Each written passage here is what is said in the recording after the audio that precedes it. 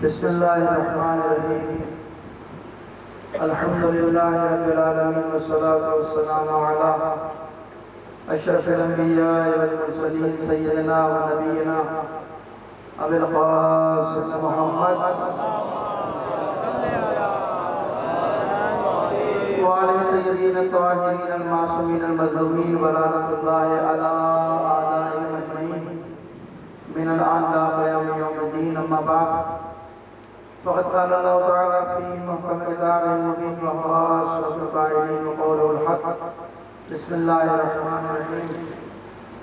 व इन कान आबाउकुम व अबनाउकुम व इख़्वानुकुम व अज़वाजुकुम व अशीरतुकुम व अमवालुन इक़्तरफ़्तमुहा व तिजारतुन तख़शौना कसादहा फ़लातुज़ि'ू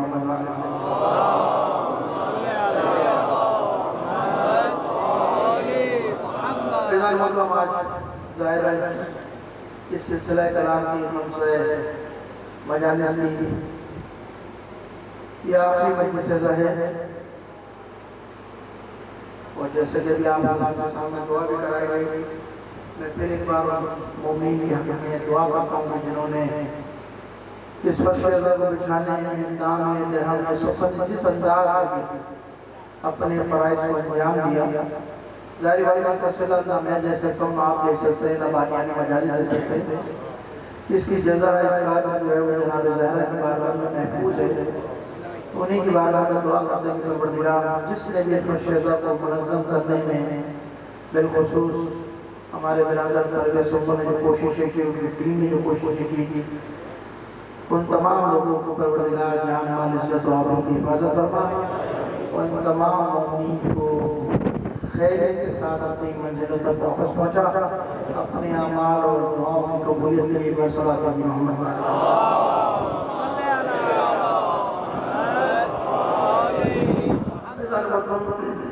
इस आयत को आपके सामने 3 दिन से 4 दिन से गुफ्तगू का मौजू बनाया हुआ था इस आयत को, जिसमें परवरदिगार ने वाज़ेह अंदाज़ में कहा कि लोगों अगर तुम्हारे आबा और अजदाद, तुम्हारी औलाद, तुम्हारे भाई, तुम्हारी बीवियाँ, तुम्हारे ख़ानदान वाले और ये माल दौलत तिजारत का सामान तुम्हारे लिए, तो वो घर जो तुमने अपने लिए बनाई सब अगर अल्लाह की और रसूल की मोहब्बत में हाइड हो जाए, रुकावट बन जाए, यही दुनिया की चीज़ों की मोहब्बत अल्लाह और रसूल की मोहब्बत पर गालिब आ जाए, तो फिर हमारे हुक्म का इंतज़ार करना कि जब हमारा हुक्म आएगा तो फिर याद रखना कि परवरदिगार गुमराहों की हिदायत नहीं करता, गुमराहों की रहनुमाई नहीं करता। ये शायद मैंने आपके सामने तिलावत का शर्त आया और सुनाने कलाम करार दिया गया और इसी की आयत में मौला कायनात के हवाले से अमीरुल मोमिनीन के हवाले से आपके सामने गुफ्तगू कर रहे थे। कल अपनी बात को यहाँ पहुँचाया था, अहले बैत के हवाले से बात की थी। देखिए कल मैंने आपके सामने इशारा किया था कि अहले बैत को भेजने का बुनियादी मकसद परवरदिगार का लिखा हुआ क्या था कि वो इंसानियत को पस्ती से बुलंदी की तरफ लाए। वो इंसानियत जो भटक रही थी, वो इंसानियत जो गुमराही में, अंधेरों में और जलालतों में मुब्तला थी, जलालतों के रास्ते पर गामगन थी, अल्लाह ने इनको इसलिए भेजा ताकि ये लोगों को पस्ती से निकाल कर बुलंदी की तरफ से ना निकाल आए, अंधेरों से रोशनी की तरफ, नूर की तरफ लाए। तो बुनियादी मकसद अहले बैत का ये था आने का, जैसा कि उन्होंने इशारा कर दिया या अय्युहल्लज़ीना आमनू तक़ुल्लाह वब्तगू इलैहिल वसीला, इसलिए पैदा किया ताकि तुम इनको वसीला बनाओ कहाँ पर, खुदा तक पहुँचने में। यानी अहले बैत को भेजने का मकसद क्या है? इंसान को पस्ती से कमाल की तरफ ले जाना। इंसान पस्ती में, इंसान गुमराही में, इंसान अंधेरे में, इंसान ज़लालत में, इसी गुमराह इंसान की तरबियत कर उसका जो मकसूद है कमाल तक पहुंचना, अहले बैत का काम है कि उसकी तरबियत करके उसको उसके मकसूद तक पहुंचा दें। ये जिम्मेदारी है। बल्कि मैं इशारा करता चला जाऊँ, रिसालत की जिम्मेदारी क्या है? रिसालत की जिम्मेदारी है अल्लाह का पैगाम लोगों तक पहुंचाना। रसूल की जिम्मेदारी क्या है? इबलाग वही, यानी जो कुछ भी अल्लाह ने पैगाम भेजा, जो कुछ भी वही नाज़िल की, नबी की रसूल की जिम्मेदारी है कि उस वही को, उस पैगाम को लोगों तक पहुंचाए। नबी का काम है पैगाम इलाही को लोगों तक पहुंचाना, इमामत का काम है इंसान को उसकी मंजिल तक पहुंचाना। इमामत की जिम्मेदारी है इंसान को उसके कमाल तक पहुंचाए, उसकी मंजिल तक पहुंचाए। और खुद बल्कि मैं मुकदमाती गुफ्तगू में इशारा कर दूं, इमाम हुसैन अलैहिस्सलाम इरशाद फरमाते हैं, मिलकर सलात भेजिए मोहम्मद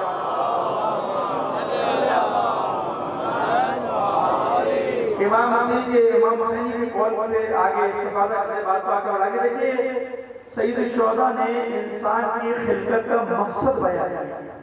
मुकदमा ना फिर बात आगे बढ़ाएंगे। मकसद इंसान को क्यों पैदा किया, क्यों खल्क किया गया? सवाल है भाई, हमें पैदा क्यों किया गया, हमें अल्लाह ने बनाया क्यों? तो इमाम हुसैन ने इसमें जवाब दिया अपने इस फरमान में। इमाम हुसैन ने फरमाया, अय्युहन नास मा खलकल इबाद इल्ला लियअबुदू। लोगों, अल्लाह ने इंसान को नहीं खल्क किया, इंसान को पैदा नहीं किया मगर इसलिए पैदा किया कि तुम खुदा की मार्फत हासिल करो, खुदा को पहचानो। परवरदिगार की बारगाह में यानी इमाम हुसैन बता रहे कि इंसान को क्यों पैदा किया गया, उसके पैदा करने का कोई मकसद ही नहीं है कि ये जानवर की तरह जब उड़ जाए, जब खाए, जब पिए, इधर घूमता फिरे। नहीं, इंसान का मकसद ये नहीं है। इमाम ने बताया तुम्हारा मकसद जिंदगी का क्या है, और ये इंसान वाहिद मखलूक है खुदा की। चांद, सूरज, दरिया, समंदर, सैयारे, सितारे, फरिश्ते, जिन, वेद, ये सब सबसे बनाएंगे, सब अल्लाह ने पैदा किया ना। ये सब अल्लाह के मखलूक है, अल्लाह इनका खालिक है। इन सब को खल्क करने के बाद परवरदिगार ने फख्र व मुबाहत नहीं किया। फख्र नहीं किया कि मैंने चांद बनाया, मैंने सूरज बनाया, मैंने पहाड़ बनाया, मैंने समंदर जारी किए, मैंने हवा चलाई, मैंने फरिश्ते बनाए और मैंने आसमान बनाया और मैंने जमीन बनाई। तो फख्र नहीं किया, बल्कि जब इंसान को खल्क किया, इंसान को खल्क करने के बाद परवरदिगार ने फख्र किया कि मैं इनका खालिक हूं, मैंने इन्हें बनाया। सूरह तीन में कहा ना, वत्तीन व ज़ैतून व तूर सीनीन हाज़ल बलदिल अमीन लक़द खलक़ना इंसाना फी अहसनि तक़वीम। परवरदिगार ने फख्र किया तुम्हें खल्क करने के बाद, इंसान को खल्क करने के बाद। क्यों? इंसान का मकसद कुछ और है, इंसान का कमाल कुछ और है। और इमाम हुसैन ये बता रहे हैं तुम्हारी खिलकत का मकसद क्या है। इमाम कह रहे हैं अन्नास, लोगों, तुम्हारी खिलकत का मकसद क्या है? तुम्हें इसलिए खुदा ने पैदा किया तुम खुदा की मार्फत हासिल करो, खुदा को पहचानो। अच्छा भाई, खुदा को पहचानने में जो मतलब फायदा क्या होगा? इंसान तो अपने फायदे की तलाश में रहता है ना। इंसान खुद पर जब हमेशा फायदे की तलाश में रहता है कि ये काम करूंगा तो इसमें ये फायदा होगा, ये काम करूंगा तो इसमें ये फायदा होगा। तो इमाम हुसैन फायदा भी बता रहे हैं। अच्छा, फायदा इसलिए बता रहे ताकि तुम्हारा इंटरेस्ट बढ़े, ताकि तुम्हारा शौक बढ़े, ताकि रग़बत बढ़े, ताकि तुम उस तरफ मुतवज्जो हो। मौला, अगर अल्लाह की इबादत मार्फत हासिल करें तो फायदा क्या होगा? इमाम ने कहा तुम्हें इसलिए कल के अल्लाह की मार्फत हासिल करो, तो मार्फत का कोई फायदा है या नहीं है? इमाम कहते फायदा अरफु अब्द, जब तुम अल्लाह की मार्फत हासिल करोगे, जब तुम अपने अल्लाह को पहचान लोगे, तो खुद ब खुद तुम्हारी पेशानी उसकी बारगाह में झुक जाएगी, खुद ही झुक जाएगी। फिर किसी को कहने की जरूरत नहीं पड़ेगी, नमाज पढ़ो, रोजा रखो, इबादत करो, ये करो, फला करो, बोलने की जरूरत नहीं है। इमाम कह रहे जब तुम उसको पहचान लोगे ना, जब अल्लाह की मार्फत हासिल कर लोगे, तो खुद वक्त तुम्हारी पेशानी झुक जाएगी कि परवरदिगार तू वाकई लायक इबादत है। उसकी बारगाह में झुक जाओगे, उसकी बारगाह में तस्लीम हो जाओगे। अच्छा, जब उसकी बारगाह में सच झुकाओगे तो फिर भी कोई फायदा होगा नहीं होगा? नमाज क्यों पढ़ते लोग सवाल है, नमाज क्यों पढ़ते हैं, रोजा क्यों रखते हैं? इमाम कह रहे तुम अपनी पेशानी को उसकी बारगाह में झुकाओगे तो फिर अल्लाह तुम्हें हर एक की इबादत से बेनियाज कर देगा, हर एक की इबादत से बेनियाज कर देगा, यानी तुम गनी हो जाओगे। फिर तुम्हें किसी के आगे झुकने की जरूरत नहीं है, तुम्हें अपना सर किसी के सामने झुकाने की जरूरत नहीं है। अक्लमंद इंसान कौन है? अक्लमंद वो है कि जो कभी सुपर पावर, कभी उस सुपर पावर, कभी उस सुपर पावर के दरवाजे पे सर झुकाए। ये अक्लमंद वो है जो एक ऐसी सुपर पावर के सामने सर झुका दे कि उसके बाद किसी के सामने झुकाने की जरूरत ही न पड़े। अकलमंद कौन है? रोजाना इधर रोज दुनिया की सुपर पावरों के ताकत के आगे सर झुकाकर जलील होने वाला गनी है, या वो जो एक बार उसकी बारगाह में सर झुका दे तो खुदा उसे बेनियाज कर दे? अकलमंद कौन है? वही अकलमंद है जो एक बार कादिर मुतलक की बारगाह में अपने आप को झुका दे, और जब अल्लाह की बारगाह में झुकाओगे तो परवरदिगार करा मैं तुम्हें हर एक की इबादत से बेनियाज कर दूंगा।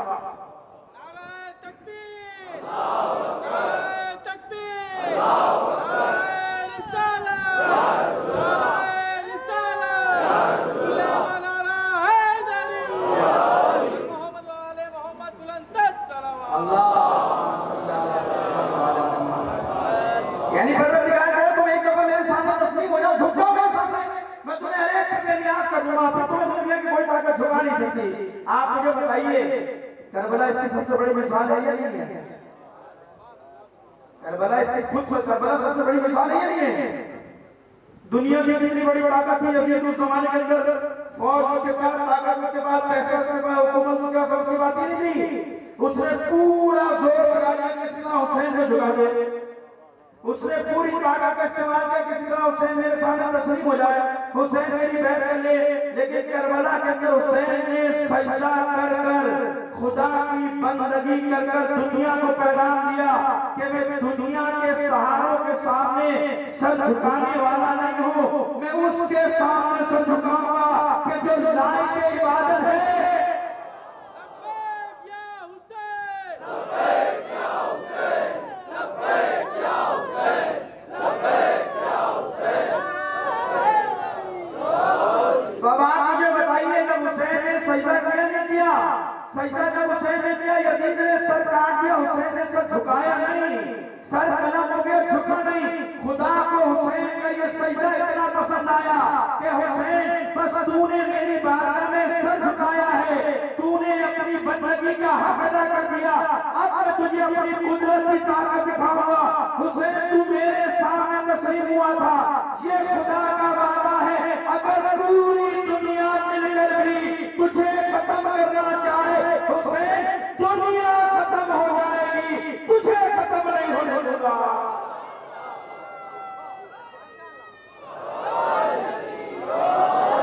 एक है ना इमाम हुसैन शरीफ खुदा की बारगाह में, हुसैन तुझे दुनिया मिटाना चाहेगी, दुनिया मिट जाएगी, तुझे मिटने नहीं दूंगा।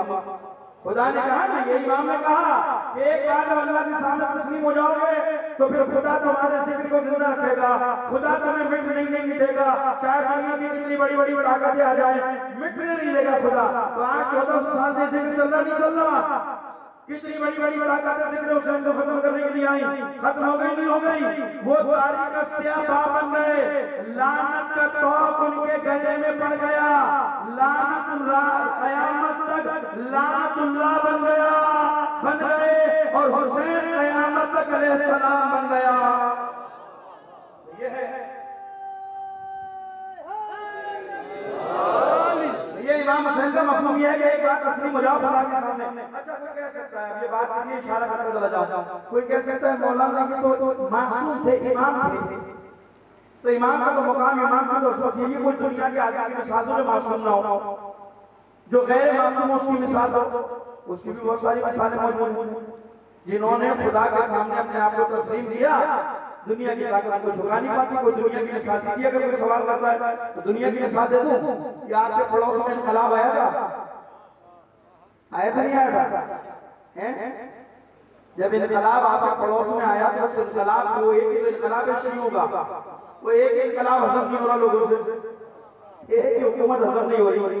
तो जब वो इनकलाब आया तो उसको गिराने के लिए बड़ी साजिशें रची गई, और उस जमाने का सदर जबी कार्टर था या रेगन था, उन्होंने साजिश की कि रात की तारीखी में तेहरान पे हमला करके इसको जमीन बोझ करके शियों में इनकलाब निपट देंगे, है या नहीं?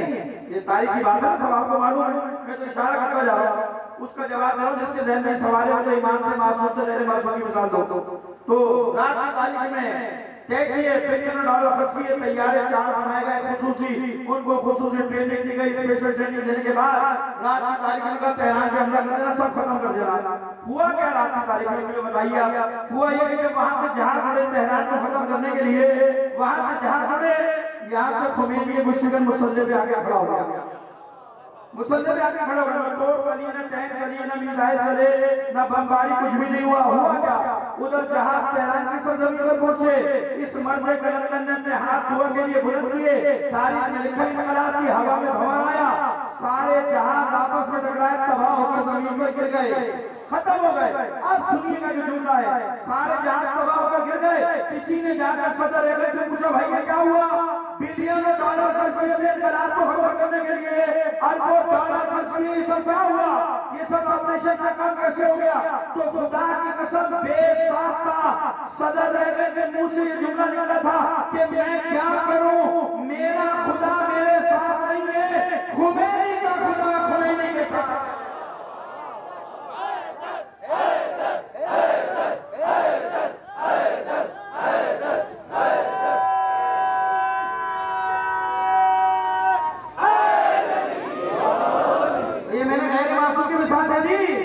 सब बराबर, यानी जो कौमें जो लोग अल्लाह की राह में अपने आप को तस्लीम करते हैं, खुदा उनको इज्जत देता है। ये खुदा का वादा है कि तुम मेरे सामने तस्लीम हो जाओ, मैं तुम्हें इज्जत दूंगा, मैं तुम्हें दुनिया की ताकत के सामने मिटने नहीं दूंगा, सब बुरी होने दूंगा, सलाह दूंगा।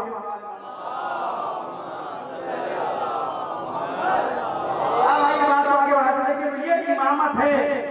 इमामत मैंने कहा ना कि छोटा मोटा मनसब नहीं है, इमामत की जिम्मेदारी खुदा तक पहुंचाना, और इमामत ही है इंसान को जुल्म से निकाल कर अल्लाह के रास्ते पे ले आता। इमामत है, ये बहुत बड़ी नेमत है। मैंने शुरू की मजलिस के अंदर इशारा किया था, एक इशारा किया था इमामत के हवाले से कि खुश नसीब है अहले बैत के मानने वाले, अली के मानने वाले, खुदा उनको मौत नहीं देता मगर ये कि जब तक वो तौबा नहीं करेगा।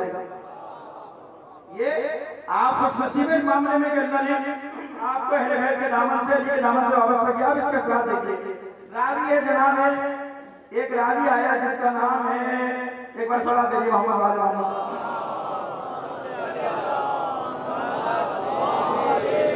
रावी का जैन नाम आदमी बताया था। वो आया, रावी आता है इमाम साथ की छठी रावी और आने के बाद कहता है इब्ने याफूर नाम है इसका। इब्ने याफूर आकर कहता फरजंदे रसूल में मुख्तलिफ लोगों में बैठा हूं, मुख्तलिफ किस्म के लोग बैठे हैं, बैठते हैं इधर भी उधर भी सब जगह बैठते हैं। तो वो इमाम का आकर कहता मौला मैं मुख्तलिफ शोबों में बैठा हूं, मुख्तलिफ लोगों में बैठा हूं, लेकिन बड़ा एक अजीब चीज महसूस की मैंने। क्या महसूस किया? क्या हमारा वो लोग जो आपकी इमामत को नहीं मानते, जो अली को इमाम नहीं मानते, जो आपको इमाम नहीं मानते, जो इमाम हक को नहीं मानते, उनकी विलायत का इकरार नहीं करते, मैंने देखा वो सच भी बोलते, वो वादा भी वफा करते हैं, और अगर उनके पास अमानत रखा तो अमानत भी वापस कर देते। ये मैंने देखा। कौन लोग? जो अली को इमाम नहीं मानते, जो अहले बैत में विलायत का इकरार नहीं करते, वो दुश्मनों को जो मानते हैं, मुखालिफ जो अहले बैत के उनकी विलायत और इमामत को मानते हैं, उनका आलम ये सच बोलते हैं, उनका आलम के अमानत वापस करते, वादे वफा करते हैं। लेकिन मौलाना उनके पास भी बैठे हैं, जो आपके मानने वाले हैं, जिनके दिल में आपकी विलायत है, अब ये बहुत सुनिए नजर, जिनके दिल में आपकी विलायत है, उनके पास भी बैठा हूं, लेकिन वो झूठ झूठ बोलते हैं, वो वादा भी पूरा नहीं करते, और अमानतों में खयानत भी करते, अमानत में खयानत भी करते। वो आपके मानने वालों का यह हाल है। तो मैं ऐसे लोगों से बड़ा नाराज हूं, से बरात करता हूं, इनसे दूरी इख्तियार करता हूं। जैसे उसने कहा कि मैं इनसे बरात इख्तियार करता हूं, दूरी इख्तियार करता हूं, जैसे जुमला का इमाम साथी खतरनाक हो गया। खबरदार ऐसा ना कहना, ऐसा ना कहना, हम औरत जुमला करो। वो बेअमन लोग हैं, वो अमानत अदा नहीं करते, वो खयानत करते, वो झूठ बोलते, आप बोलते हैं कि उनके खिलाफ कुछ ना बोलो, तो इमाम जुमला करे। सुन, जो लोग इमाम हक की इमामत और विलायत को छोड़कर किसी जालिम को अपना इमाम बनाते, उनके अमल की कोई हैसियत नहीं है।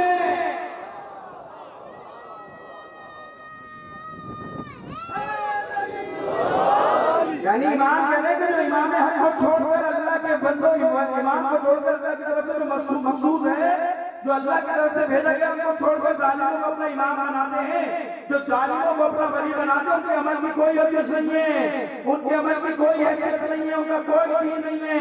हो सकता है कोई काफिर हो लेकिन अमानतदार हो, हो सकता है कोई काफिर हो लेकिन सच्चा हो तो उसको सच बोलना, उसका माना अदा करना कोई फायदा देगा। इमाम कहते कोई फायदा नहीं है। फिर इमाम कहते इब्ने याफूर तूने कुरान की आयत नहीं पढ़ी? क्या माना कौन सी आयत? क्या कुरान में तूने नहीं पढ़ा अल्लाह वलीयुल्लज़ीना आमनू युखरिजुहुम मिनज़ ज़ुलुमाति इलन नूर, कि अल्लाह मोमिनों का वली है, सरपरस्त है। वो क्या करता है? अल्लाह क्या करता है? मोमिनों को ज़ुल्मात से निकालकर नूर की तरफ ले आता है। क्या करता है अल्लाह मोमिनों को? ज़ुल्मात से निकालकर नूर की तरफ ले आता है। क्या माना इससे मुराद क्या है? इमाम कहते हैं इससे मुराद हमारे वो चाहने वाले हैं जो गुनाह करने के सबब से, अल्लाह की नाफरमानी के सबब से नूर से निकलकर ज़ुल्मात के रास्तों में चले गए थे, ज़ुल्मात के रास्तों में भटक रहे थे। बस खुदा की कसम अल्लाह ने हमारी विलायत जो इनके दिल में डाली है, हमारी इमामत जो इनके दिल में डाली है, बस अल्लाह हमारी इमामत के सदक़े में इनको तौबा की तौफीक देगा। ये तौबा करेंगे तो खुदा इन्हें ज़ुल्मात से निकालकर फिर नूर की तरफ ले आएगा।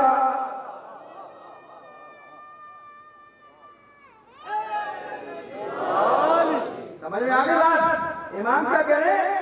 छोटे मोटे हमारे शिया जो गुनाहगार हैं, इससे गुनाह तो होगा, मासूम तो नहीं है ना। छोटे मोटे गुनाह होगा, ये नूर के दायरे से निकलकर ज़ुल्मात के रास्ते पे चले गए तो हमारी विलायत जो अल्लाह ने इनको दी है, हमारी विलायत मोहब्बत जो दिल में अल्लाह ने डाली अली की विलायत, उसके सच्चे में अल्लाह इनको तौफीक देगा, तौबा करेंगे फिर ज़ुल्मात से नूर की तरफ बढ़ पाएंगे। फिर कहता सुन, तूने ये भी पढ़ा है वल्लज़ीना कफ़रू औलियाहुम तागूत युखरिजूनहुम मिनज़ ज़ुल्माति इलन नूर, कि जो लोग तागूत को अपना सरपरस्त बनाते हैं, जो तागूत को अपना वली मानते हैं, वो क्या करते हैं? वो इनको नूर से निकालकर ज़ुल्मात की तरफ ले जाते हैं। हमारे से मुराद काफिर है। इमाम ने कहा काफिर तो नूर के दायरे में कभी आया ही नहीं, काफिर तो नूर के दायरे में कभी आया ही नहीं था कि वो ज़ुल्मात की तरफ जाएगा। था मौला से मुराद कौन है? क्या इमाम कहते हैं इससे मुराद वो लोग हैं कि जिन्होंने इस्लाम कबूल किया, जो मुसलमान हुए और नूर के दायरे में दाखिल हुए, इस्लाम के सबब जब नूर के दायरे में आए तो जानते ही ज़ुल्मात की तरफ तो जाएंगे। ये इसलिए जाएंगे अल्लाह ने इनको नूर के दायरे में ले आया, इस्लाम के दायरे में लाकर नूर के दायरे में खड़ा किया। लेकिन ये हमारी विलायत के मुंकिर थे, ये हमारी इमामत का इनकार करने वाले थे। क्या करेगा? इन्हें नूर से निकालकर फिर ज़ुल्मात के रास्ते पर ले जाएगा।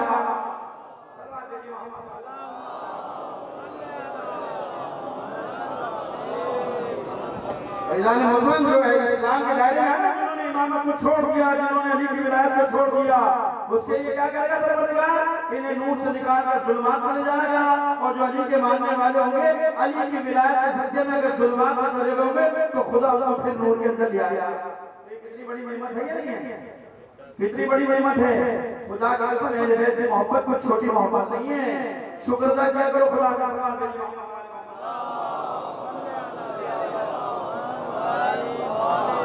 अब आइए आगे बढ़ाते हैं, देखिए बात आगे बढ़ाते हैं। कल मैंने आपके सामने इशारा किया बात आगे बढ़ाते हैं मौला कायनात के हवाले से, और कोशिश करूंगा आखिर में इस विलायत के असरात जो है ना उसके बारे में जिक्र आपके सामने करूं। दो चार पांच चीजें आपके सामने बयान करूंगा कि विलायत के असरात क्या पड़ते हैं दुनिया में भी आखिरत में भी। कुछ इशारा करूंगा, दो चार यहाँ बयान करूंगा, दो चार आखिरत के, ताकि बात मुकम्मल हो जाए कि विलायत क्या। देखिए बहुत बड़ी सादत है।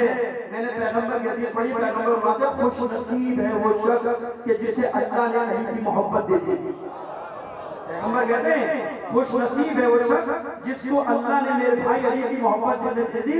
और फिर कहते हैं सुनो लोगों, अगर किसी ने अली की मोहब्बत में अली के फज़ाइल में से कोई एक फजीलत बयान की, पैगंबर फरमाते हैं अगर किसी ने मेरे भाई अली के फज़ाइल में से एक फजीलत बयान की, खुदा उसकी ज़बान के गुनाह को माफ कर देगा।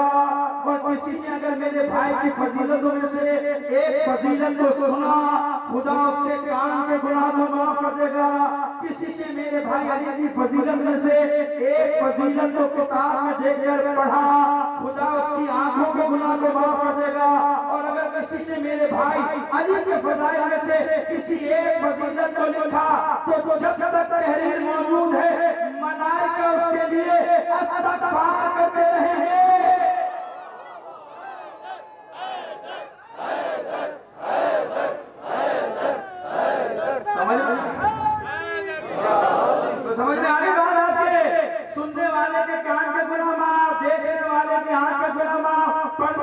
की ज़बान में गुनाह माफ लिखने वाले के लिए इस्तिग़फ़ार करना। अब हदीस का मफ़हूम समझ में आ गया कि अली तेरी मोहब्बत गुनाहों को इस तरह से खा जाती है जिस तरह आग लकड़ी को खा जाती है। तो आप सुन रहे हो तो भी इबादत कर रहे हो, मैं पढ़ रहा हूँ तो इबादत कर रहा हूँ, और जब तक इस मजलिस में बैठे हो गुनाह कम होते जा रहे हैं, नेकियां बढ़ती जा रही हैं।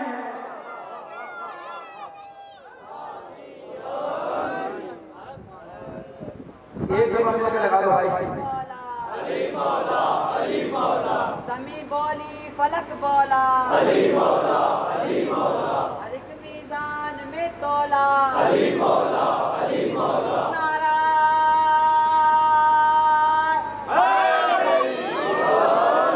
तो यहाँ बैठना जिक्र करना ये सब बात है कि नहीं है? ये तो अल्लाह ने आपको खुद ब खुद ही अकाउंट खोल दिया, और इसके लिए जरूरी नहीं कि मजलिस करो। घर में बच्चों को यदि अगर कोई वाक़या सुना तो ये भी इबादत है। जरूर थोड़ी है कि मौलवी को इतने दूर से लेके आओ, सारे मज में जमा हो, देखे चढ़े अपने बच्चों को अली की मोहब्बत खोल के पिलाओ, और ऐसी मोहब्बत पिलाओ, ऐसी अबू अफसर की तरह कि जैसे उन्होंने अपनी बच्ची की तरबियत की थी।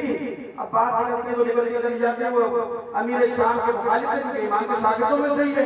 तो एक दिन इमाम अमीर शाम ने इनको खरीदने के लिए, अली से दूर करने के लिए कुछ खजूरें भेज दी टोकरे में खजूर भेज दी। इनके दरवाजे पे गए अमीर शाम का कासिम, उसने कहा वसवस है, उनकी बच्ची निकली, 4 साल की बच्ची कितनी सी होती है, वो इतनी सी बच्ची घर से बाहर निकली। उसने कहा बाबा तो गए में, अच्छा ये खजूरें उनको दे देना, कह देना कि अमीर शाम ने तोहफे भेज दिए। अब वो थोड़ी देर बाद बच्ची ने कहा कि अमीर शाम की तरफ से तोहफा आया खजूरों का। बाबा बड़ी लजीज खजूर, अब जाहिर बात है अमीर शाम की तरफ से आगे की तरफ से आएगा तो कितनी अच्छी खजूरें होंगी। अच्छा मैंने बाबा 2 खजूरें खाई भी थी, बड़ी लजीज बड़ी मजेदार। तो अबू असवद ने भी 4 साल बेटी से एक जुमला कहा, बेटा जानती है खजूर मुझे क्यों दी उसने, क्यों भेजे?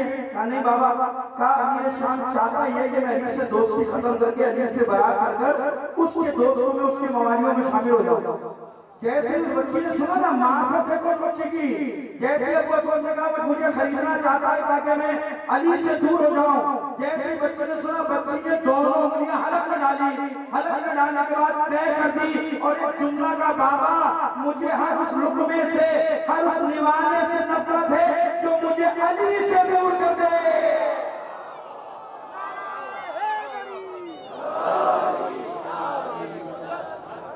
तो ये बच्ची अपने बच्चों को मजलिस में लाया करो, ये मजलिस उसकी तहारत करती है, ये मजलिस उसको पाकीज़ा बनाती है। आप बच्चे शैतानियां करते, कोई मसला नहीं करते, बच्चों का मिजाज है, हम होते तो यही करते थे भाई, हम बच्चे बचपन को संजीदा पहले थोड़ी होते। बच्चों को लाया करो, इनको मजलिस में बिठाया करो ताकि इनकी तरबियत हो। कल ये वारिस इस मजलिस के, कल इन्होंने अली का दिफा करना है तो अली को समझेंगे तो अली का दिफा करेंगे ना। वो इसलिए इनको मस्जिदों में लाया, मजलिसों में लाया।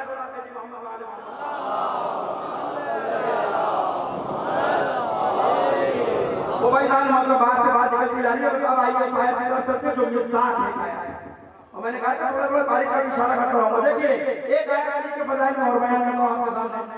आयत कह रही है मिनन नास मन यशरी नफ्सु इब्तिगा मर्दातिल्लाह वल्लाहु रऊफुम बिल इबाद। सुनते रहते हैं अक्सर जवान भाई, परवरदिगार क्या कह रहा है?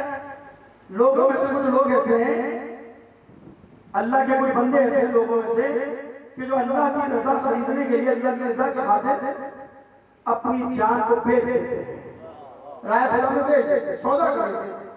और अल्लाह बड़ा शफकत करने वाला है, कुरान कह रहा है अल्लाह बड़ा शफकत करने वाला है। यानी कुछ लोग अल्लाह की रजा के खातिर अपनी जान बेचने वाले हैं और कोई खरीदने वाला भी है। खरीदार कौन है? खरीदार खुदा है। बेचने वाला कितना आला होगा कि जिसको खुदा खरीद रहा है, वो जान कितनी कीमती होगी कि जिसकी कीमत खुदा दे रहा है। अब इसका एक तारीखी पस मंजर इशारा करके भी नतीजे की तरफ चलेंगे कि इस आयत का मिजान है और ये उन आयात में से एक आयत है कि इस शान को भी बनु उमय्या ने अब्दुर्रहमान की तरफ मोड़ने की कोशिश की थी और कहा ये शान, ये आयत अली की शान नाज़िल नहीं हुई, ये उसकी शान में फला की शान नाज़िल हुई थी। तो पूरे लोगों ने कहा कि ये फजीलत और ये खासियत और ये खुसूसियत सिवाय अली इब्न अबी तालिब के किसी और को हासिल नहीं हुई है।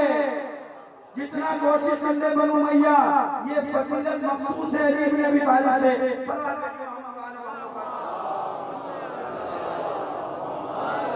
अच्छा ये आयत नाज़िल कब हुई और किस वक्त नाज़िल हुई, इसका थोड़ा सा इशारा करके दूंगा, फिर नतीजा देगा आपको। देखिए ये तो आपको पता है जब तक अबू तालिब जिंदा रहे किसी की जरूरत नहीं थी कि वो पैगंबर को कोई नुकसान पहुंचा दे। अबू तालिब जब तक जिंदा रहे किसी काफिर की, किसी कुरैश के सरदार की भी हिम्मत नहीं होती थी कि नबी को मोहम्मद को नुकसान पहुंचा दे, है ना? नहीं थी। और सुनते भी रहते हैं बचपन में ये जब उनका बस नहीं चलता था तो उन्होंने क्या किया था, अपने बच्चों को पैगंबर के पीछे लगा दिया था। सुनते नहीं वाकया, ये जब पैगंबर जा रहे थे तो खुद तो कर नहीं सकते, अबू तालिब का खौफ है, डर है, तो अपने बच्चों को कहा कि जहाँ मोहम्मद नजर आ जाए उनके पीछे बच्चे लगा दिए, दीवाना कहना, ये कहना, नाउजुबिल्लाह ये कहना, और जो कर सकते हो करना। तो जब बाप ने लाइन दे दी तो बच्चे लग गए लाइन पर, ये तो काफिर के बच्चे ना। अब जहाँ से नबी को पत्थर मार रहा है, कोई एक लौरा उनके घर आ गया, जनाब अबू तालिब ने कहा यार किसने किया, तो कुफार के बच्चों ने किया। अच्छा हाथ पकड़ा, पैगंबर ने लिया, आवाज देकर सारे सरदारों को जमा कर लिया। क्या हुआ अबू तालिब? देखो तुम्हारे बच्चों ने मेरे मोहम्मद का क्या हाल है, लौरान कर दिया। तो जैसे अबू तालिब ने खर्च के साथ और गजब के साथ ये बात की तो घबरा कर कहते हैं अबू तालिब बच्चों का मामला बच्चों में रहने दो, बच्चों का आपस का मसला है, बड़े क्यों लग रहे बच्चों का, बच्चों में रहने दो। अबू तालिब ने कहा ठीक है, तुम्हारे पास बच्चे तो एक बच्चा तो मेरे पास भी है। अबू तालिब ने कुछ भी नहीं कहा। अबू तालिब से घर पे आए, अपने बेटे अली को बुलाया, बेटा सुन आज तुझे मैं वसीयत कर रहा हूं और ये कह रहा हूं कभी मोहम्मद से अलग ना होना, साए के साथ साथ चलना। अब इसके कोई शक नहीं आना चाहिए, बस अली से वादा किया अपने बाबा से। अब अगले बाहर लेके जा रहे थे दोनों, अब देखा कुफार के बच्चों ने तो दोनों ही हैं, वो इतने सारे उन्होंने जैसे नबी को नुकसान पहुंचाने की कोशिश की। अब इधर अली इधर नबी पर हमला करने की कोशिश की, उधर मुआफिक मैदान में, उधर अली छोटे से मैदान में आ गए। और जब मैदान में अली आया तो किसी की आंख तोड़ी, किसी का सर तोड़ा, किसी का हाथ तोड़ा, किसी की टांग तोड़ी, किसी की नाक तोड़ी और सबको ऐसे उठा के फेंका और पैगंबर को लेकर साजिद घर पर आ गए। अब ये टूटे फूटे जब घर पहुंचे, ये टूटे फूटे जख्मी जब सब घर पहुंचे तो किसी ने माँ के नाक टूटी, पूछी माँ ने पूछा क्या हुआ, काली ने मारा। किसी के बाप ने पूछा टांग किसने तोड़ी, काली ने तोड़ी। किसी ने कहा किसने फोड़ी, काली ने फोड़ी। अब जो पूछता जाता था अली ने किया, अली ने किया, अली ने किया। अब ये सारे पूरे जमा हो गए और सारे बच्चों को, तुम्हारे बच्चे के साथ भी हुआ, तुम्हारे साथ भी ये हुआ। अब सारे बड़े जमा, सारे उनके बच्चे जमा। अब एक आदमी खड़े होकर बोलता है अरे तुम कैसे हो, इतने सारे थे वो एक था, तुम इतने सारे थे वो एक था, फिर भी तुम्हारा यहाँ कर दिया। वो कहते तुझे मालूम नहीं है जिस तरह से वो उठा कर फेंक दिया था ना, हमारी जरूरत नहीं थी, हम उसको कुछ कह देते। क्या करें, चलो अबू तालिब के पास आ गए। अबू तालिब के पास दरवाजा बजा, अबू तालिब जी फरमाइए। कहा देखो हमारे बच्चों का हाल किसने किया, हमारे बेटे अली ने किया। अच्छा अली आओ, बुला लिया। अली तुमने कहा किया? कहा बाबा मैंने किया। बाबा मैंने किया। क्या क्यों? कहा इसलिए कि इन्होंने पैगंबर को कत्ल करने की, नुकसान पहुंचाने की, हैसियत देने की कोशिश की, तो आपने मुझे इनका माफी बनाया था। तो अबू तालिब ने एक जुमला कहा, तुम क्यों आए हो, बच्चों का मामला है, बच्चों में रहने दो। यही कहा था ना कि बच्चों का मामला है, बच्चों में रहने दो। और फिर एक जुमला कहा, ए मेरे याद रखना अभी तो तुमने हाथ तोड़े हैं, अगर फिर नबी मोहम्मद को जो आंख नुकसान पहुंचाने की कोशिश करे उन आंखों को निकाल देना। तो बचपन से अली अली करके कैसे किए, रसूल की इबादत की। जब जनाब अबू तालिब का इंतकाल हो गया तो उनको मौका मिल गया। अब ये तलाश में किसी ने नुकसान पहुंचाए क्योंकि पैगंबर तब्दील कर रहे थे, बड़ी हैसियत पहुंचाने की कोशिश की पैगंबर को, बड़ा रास्ता कटाने की कोशिश की और इसलिए तारीख में लिखा कि पैगंबर मक्का छोड़ के ताइफ चले गए थे, लेकिन ताइफ में इनसे बड़े शरारती लोग मौजूद थे, फिर वापस मक्का आ गए। लेकिन ये लिखा है तारीख में, इतनी अज़ियत के बाद भी पैगंबर अपनी तबलीग से अपने काम से पीछे नहीं हटे, पीछे नहीं हटे, अपना काम करते रहे। तो जो लोग दीन का काम करते हैं ना, जो अल्लाह का काम करते हैं, अल्लाह का पैगाम लाने जाते हैं, वो मायूस नहीं होना चाहिए। पैगंबर की सीरत से सीखना चाहिए कि अल्लाह के रास्ते में अज़ियत है, राहत नहीं है, मुश्किलात है, आसानियां नहीं है। लोग तुम्हें तंग भी करेंगे, तुम पे इल्जाम भी लगाएंगे, लेकिन तुम सब झुका के अपना काम करते रहना। एक दिन ऐसा आएगा कि खुदा तुम्हें इन पर गलबा दे देगा, खुदा गलबा दे देगा। नबी ने अपना काम नहीं छोड़ा, तबलीग करते रहे हर सीजन में और पहुंच जाता है रसूल और काम पेश करते अपना। फिर आखिर तबलीग का नतीजा क्या निकला? तबलीग का नतीजा यह निकला कि कुछ मदीने के अंदर लोग मुसलमान हो गए। जब मुसलमानों ने पैगंबर को बुला लिया कि आप हमारे पास हिजरत करके आ जाए, तो पैगंबर ने कहा आपने मुसलमानों को तो मदीने चले जाओ, हिजरत करके मदीने चले जाओ। कोशिश तो बहुत कुफार ने कहीं रोक नहीं पाया। अब इनको जब खबर मिली कि नबी भी मदीने जाने का इरादा रखते हैं, तो इन्होंने प्लानिंग की। क्या प्लानिंग की? मोहम्मद को कत्ल कर दो, नुकसान। अब एक टाइम कमेटी बुलाएगा, जमाने के अंदर इजलास बुलाएगा बड़ा, सारे कबाइल जमा होगा कुफार के। अब करने लगे भाई क्या करना क्या चाहिए। तो अबू जहल ने एक राय, अब तो मुसीबत ये कि अबू जहल का नाम लेने पे एफआईआर कर दिया जाए, बड़ी मुश्किल हो गई है, पता भी नहीं मुकद्दसात कौन सी है। हो सकता है अभी हिंदा तो आ गई है मुकद्दसात में, हो सकता है कि अबू जहल भी आ जाए, तो अब मुश्किल हो गई है कि हिंदा मोमिना हो गई है, हो सकता है कि अबू जहल मोमिन भी हो जाए, तो हमारे लिए बड़ी मुश्किल होती जा रही है। मैं सवाल देखिए मोहम्मद,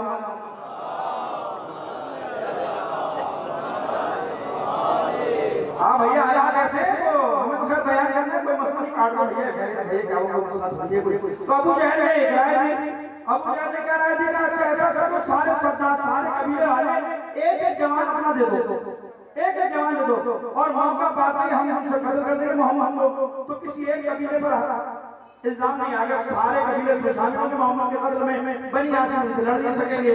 ये प्लानिंग की और रसूल का ताक़ुब करना शुरू कर, ये आयत का बैकग्राउंड बता रहा हूं जवानों को। रसूल का ताक़ुब करना शुरू किया और फिर आखिर उन्होंने इतनी सोच लिया कि आज रात में घर में पूछ के नबी को कत्ल कर देंगे।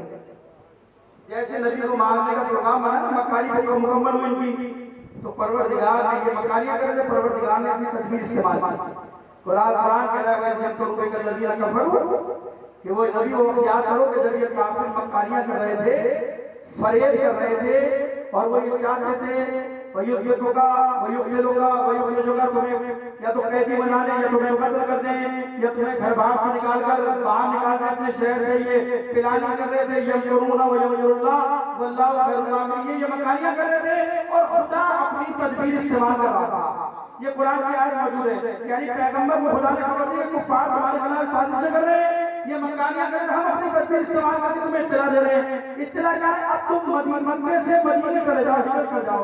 जब ये आयत नाज़िल हुई तो नबी ने अली को बुलाया, अली को बुलाने के बाद कहा ये अल्लाह का पैगाम है और कुफार आज रात में मुझे कत्ल करना चाहता है, लिहाजा अल्लाह का हुक्म यह कि मैं मदीने से चला, मक्के से मदीने चले जाओ, और अल्लाह ने मुझे हुक्म दिया कि तुम मेरे बिस्तर पर सो जाओ।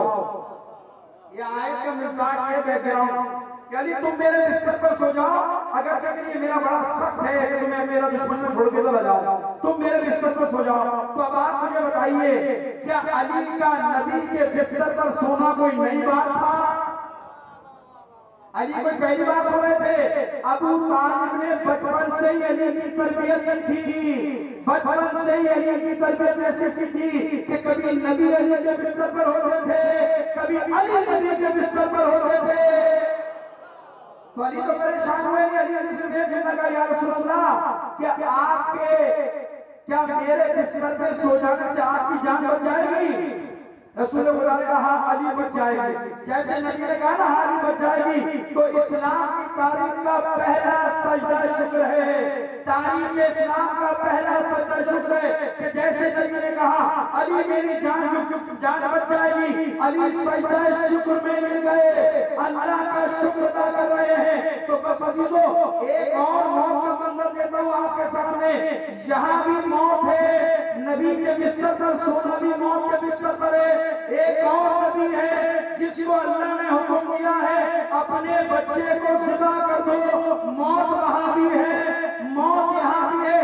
दोनों मौतों में फर्क क्या है? दोनों में फर्क क्या है? वहां अल्लाह ने हुक्म किया अली को सुना दो, तो अली ने क्या कहा, परवरदिगार तेरा शुक्र अदा करता हूँ, तेरा शुक्रिया अदा करता हूँ, सजदे शुक्र में गिर गए।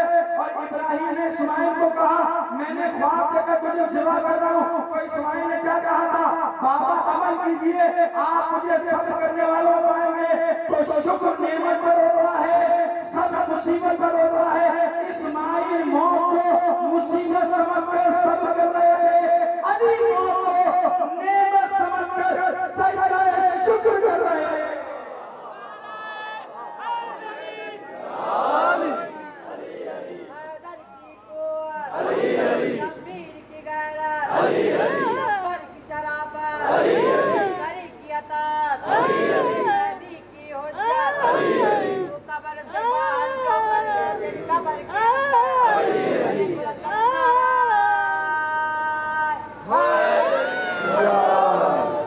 समझ में आ गए? यानी मौत वहां पर भी है, वहां चारों तरफ तलवारें, यहाँ खंजर है, और दोनों तरफ अल्लाह को वो कहते ज़िबा कर दो, यहाँ नबी कहते सो जाओ। तो अली तो शुक्र कर रहे हैं, वो सब्र कर रहे हैं, शुक्र नेमत तो होता नहीं होता। तो मुझे बताओ जो शियों पे इल्जाम लगाते हो कि शिया अली से नबी को अली को नबी से बढ़ा देते हैं, नबी से बढ़ा देते, तुमसे बड़ा आशिक रसूल है अली। ले आओ कायनात में कि जिसने अपनी जान को नबी पर कुर्बान किया हो। हमसे बड़ा कोई आशिक रसूल है क्या? एक बार सल्लल्लाहु अलैहि मोहम्मद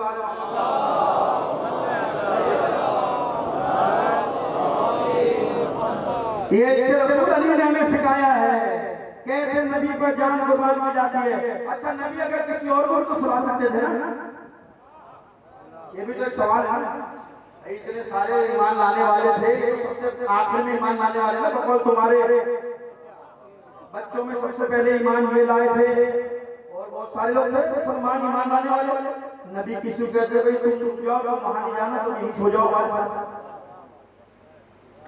लेकिन जो सोता ना नबी के बिस्तर पे, वो ये कंफर्म था मारा जाता, ये जरूरी था, वो मारा जरूर जाता। इसलिए बिस्तर पर वो सोए कि जिसके सोने का अंदाज नबी जैसा अंदाज हो, है या नहीं है?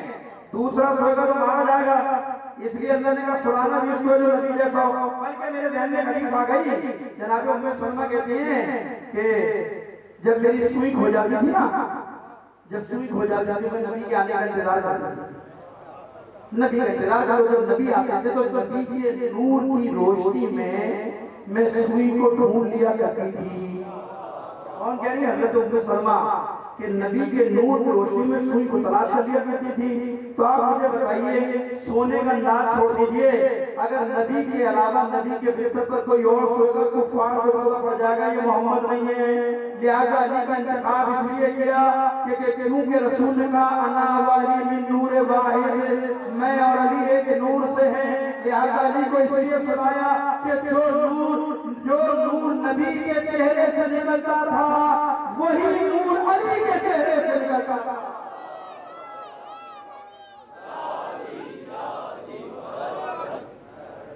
एक तो हिकमत ये भी है ना कि कोई और सो जाता तो उसका काम हो जाता, पक्का हो जाता, इसलिए उसको सुनाया कि जिसके चेहरे से नबी के चेहरे जैसा नूर निकले, जिसका चेहरा नबी जैसा नूरानी हो। और रसूल चले गए, बस अभी तो ये आयत है कि यहाँ अली बिस्तर पर सोए, वहां परवरदिगार ने मलाइका को हुक्म दिया जिब्राइल कहाँ हो, मीकाईल कहाँ हो। दोनों जिब्राइल और मीकाईल खुदा की बारगाह में जमा हो गए। परवरदिगार कहते हैं कि ऐ जिब्राइल और मीकाईल, क्या मैंने तुम दोनों को एक दूसरे का भाई नहीं बनाया? कहा परवरदिगार भाई बनाया है। क्या तुम में से एक की उम्र को दूसरी की उम्र पर ज्यादा किया है? ज्यादा की नहीं थी, मैंने कहा की है। तो क्या लंबी उम्र वाला कम उम्र वाले पर अपनी उम्र कुर्बान कर सकता है? क्या कहा जिब्राइल को और मीकाईल को कि तुम दोनों में से एक की उम्र लंबी है, दूसरे की कम है। तो जिसकी लंबी उम्र है क्या छोटी उम्र पर वाली उम्र पर अपनी उम्र कुर्बान कर सकता है? जवाब नहीं दिया। फिर यही सवाल किया, फिर जवाब नहीं दिया। तो परवरदिगार ने जिब्राइल और मीकाईल का नीचे देखो जमीन पर, मैंने मोहम्मद में और अली ने भी अखुवत का रिश्ता कायम किया। लेकिन कैसी मोहब्बत है कि अली नबी पर अपनी जान दे रहा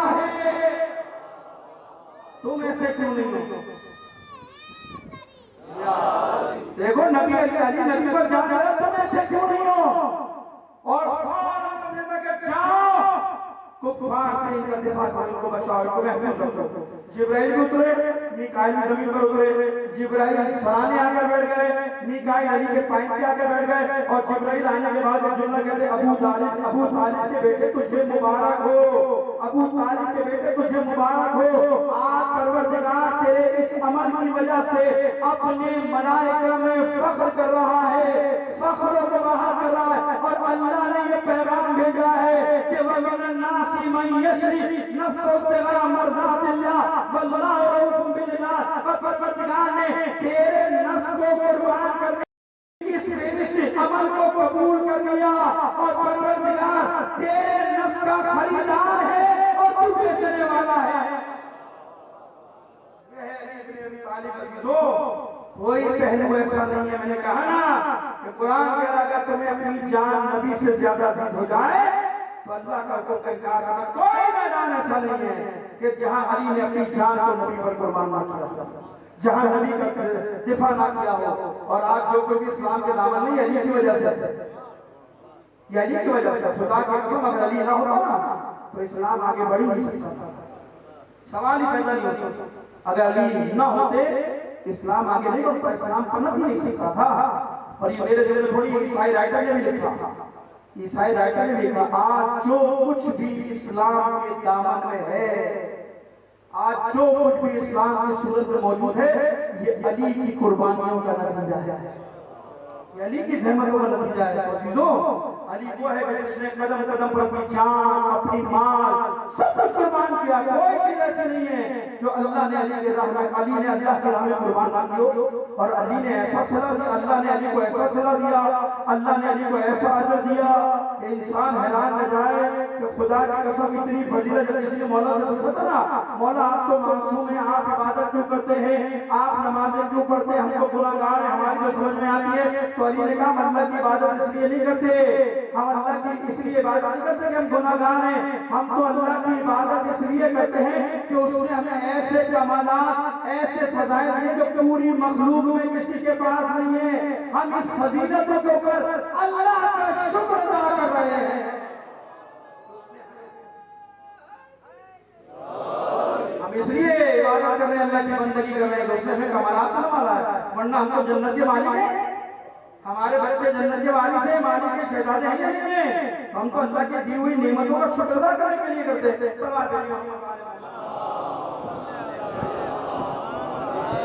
बस आइए आखिरी बात आते ये विलायत है, ये अली की मोहब्बत है। इसके थोड़े से साथ में आज आपकी मजलिस है, थोड़ी सी और भी बातें करनी थी, वो इशारा करता चला जाऊंगा। अली की मोहब्बत के मैंने कहा 20 साल है जिसके दिल में। पैगंबर फरमाते हैं खुश नसीब है वो शख्स, हदीस है पैगंबर की खुश नसीब है वो शख्स कि जिसके अल्लाह ने अली की मोहब्बत उसके दिल में डाली। और अल्लाह ने जब उसके दिल में अली की मोहब्बत डाली तो उसको अल्लाह ने दुनिया और आखिरत की सारी खैर अता कर दिया, सारा खैर अता कर दिया। और फिर कहते सुनो कभी शक न करना, पैगंबर के जुमले हदीस के कि क्या क्या जिसके दिल में अली की मोहब्बत डाली यानी दुनिया आखिरत का सारा खैर उसे अता कर दिया। और फिर रसूल कहते खुदा का कसम कभी शक न करना कि तुम जन्नत में नहीं जाओगे। पैगंबर कह रहे कभी शक न करना कि तुम जन्नत में नहीं जाओगे, इसलिए कि अली की मोहब्बत और विलायत के 20 असरात हैं, 10 दुनिया में जाहिर होते हैं और 10 आखिरत में जाहिर होंगे। खुश नसीब आप 5 सुन लीजिए क्योंकि मेरी बात लंबी हो जाएगी। सलाह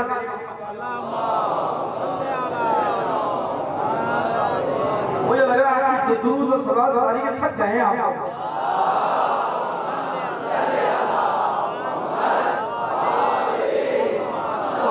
तो मुझे वैसे इशारा कर दिया मैं घरों को दूंगा मुझे नहीं क्या मतलब एक बार सलाह भेजी मोहम्मद वाले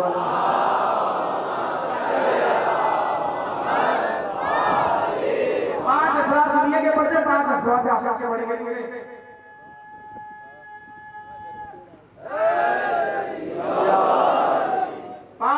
दुनिया में जाए होंगे 5 आखिरत के कुछ इशारा कर चुका उसमें से 2-3 आपके सामने मजलिस के अंदर ही। देखिए पैगंबर कहते हैं अली की मोहब्बत में 5 असरात 10 में से 5 फर्कों की असरात दुनिया में जाए। अच्छा इसमें थोड़ी अमल की बातें भी है। पैगंबर कहते हैं कि जिसके दिल में अली की मोहब्बत है ना, जिसके दिल में अली की विलायत है, दुनिया में उसका सबसे पहला असर होता है ना, उसका पहला असर ये जाहिर होता है कि जब दिल में अली की मोहब्बत आई, दुनिया की मोहब्बत उसके दिल से निकल गई। अली की मोहब्बत का पहला असर क्या है? अली की मोहब्बत दिल में आई, दुनिया की मोहब्बत दिल से चली गई। यानी कि अली का मानने वाला दुनिया का फरिश्ता नहीं होगा, अली का मानने वाला दुनिया के पीछे नहीं भागता। और वाकई जिसे दुनिया में जिसको अली मिल जाए उसको दुनिया की जरूरत है या नहीं है? हालांकि अबू बकर ने कितने फाके किए, अबू बकर ने कितने फाके किए कि फाके के अली के पास भागा, यानी 3-4 बच्चे मेरे भूखे कुछ भी नहीं खाने में, बहुत परेशान, बड़ी मुश्किल में, बड़ी अली ने कहा पत्थर उठा के लिया, पत्थर उठाया, अली ने हाथ में लिया और उसके हाथ में दे दिया, हाथ में लिए पत्थर दिया, जब अली ने अबू बकर के हाथ में दिया सोना हो गया। अली ने हाथ में लेकर उसके हाथ में दिया, दिल में वो सोना हो गया, पत्थर भी मोटा सा था। और जब अली ने कहा कि आपकी जरूरत पूरी करेंगे, तो अबू बकर ने उस पत्थर को, सोने के मोटे पत्थर को लिया, तोड़ा और उसमें एक छोटा सा टुकड़ा लिया, बाकी छोड़ दिया, छोटा सा टुकड़ा लिया, बाकी छोड़ दिया। अली ने कहा बाकी छोड़ जाता है, आज मेरे लिए बहुत है, कहा आज के लिए बहुत है, कल क्या करेगा, कल क्या करेगा? सुनोगे अली के मानने वालों अबू बकर का जवाब। अबू बकर ने क्या जवाब दिया? जब अली ने कहा कल के लिए क्या करेगा, तो उसने एक जुमला कहा, कल की फिक्र वो करे जिसके पास अली ना हो।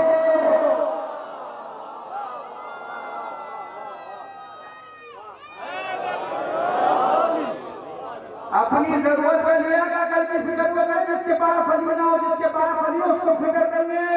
ईमानदारी से बताओ, अगर मैं होगा तो एक क्या 2-3 ईंटें और आकर देता, बोला ये भी कर दो। सच्ची बात है ना, झूठी बात थोड़ी, अपनी बात मारो, आप थोड़ी करो भाई। मैं होता तो 2-4 बड़े-बड़े पत्थर ढूंढता, बोला ये भी कर दो, हाथ के हाथी है ना, ऑफिसर के काम कमरे में जाते हैं ना, काम ये बोला अच्छा मौका मिल गया, ये 2 भी कर दे, तीसरा भी कर दे, है या नहीं है?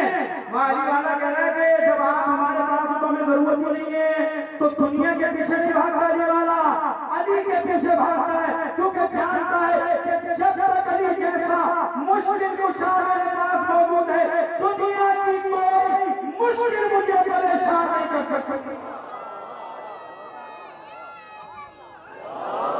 अली को मानकर तकवा मुअज़्ज़म मुत्तकी सोए, अली को मानकर तकवा मुअज़्ज़म मुत्तकी सोए, किसी पहलू में आदम तो किसी पहलू नजीस सोए। अली को मानकर तकवा मुअज़्ज़म मुत्तकी सोए, किसी पहलू में आदम तो किसी पहलू नजीस सोए। और नबी के दाएं बाएं सोने वाले होंगे मोहतरम, मगर अली वो है जिसके दाएं बाएं खुद नबी सोए।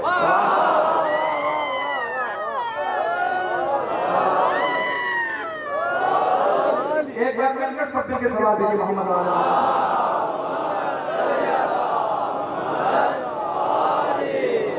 समझ में आ गया? अली की मोहब्बत क्या थी? अली की मोहब्बत का प्यार कैसे क्या दुनिया निकल गई।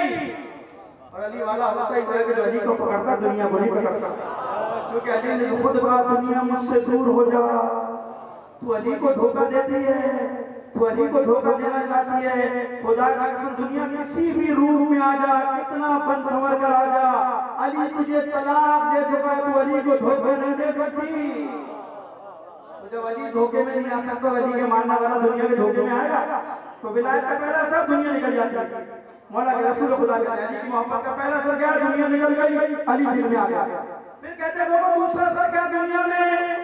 अली की मोहब्बत का दूसरा असर दुनिया में यह होता है कि इंसान कार्य खैर की तरफ बढ़ता है। अली की मोहब्बत करने वाला वो नेकियों से भागता नहीं है, अली का मानने वाला नेकियां ढूंढता है, कहां कहां है, मुझे मौका मिले, मुझे मौका मिले, नेकियां करूं, लोगों के साथ काम आऊं, लोगों की मदद करूं, लोगों की परेशानियों को दूर करूं। भागता नहीं है, नेकियां ढूंढता है, कार्य खैर में आगे बढ़ता है। और जो खुदा की कसम कार्य खैर में अली के नाम पर कार्य खैर करे, जो ज़हरा के नाम पर, अहले बैत के नाम पर कार्य खैर करे, अहले बैत उसका कर्ज देने में फौरन उसको वापस कर देते हैं।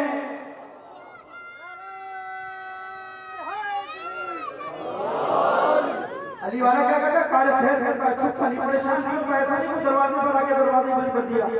वो तो ढूंढता है नेकी का मौका, वो तो ढूंढता है कोई मौका दे दे, मुझे तौफीक दे दे कि किसी का मदद कर दूं, किसी का काम कर दूं। और ये भी याद रखिए जब किसी की मदद किया करो ना, किसी ऊपर किया करो तो ये नियत करके दिया करो या अली मैंने तुझे कर दिया, अली तुझे कर दिया। इसलिए बात मानो, मैंने एक वाकया बड़ा हैरान कर दिया। और देखो ये मेरे अभी अभी आया, उसमें एक हमारे तारीख में मौजूद गुजरे इब्राहिम मेहरान, उन्होंने अपनी किताब में लिखा कि एक बड़ा अली का मोमिन मुत्तकी परहेजगार था, बड़ा पैसे वाला, बड़ा सरमाए वाला था। उसका काम क्या था?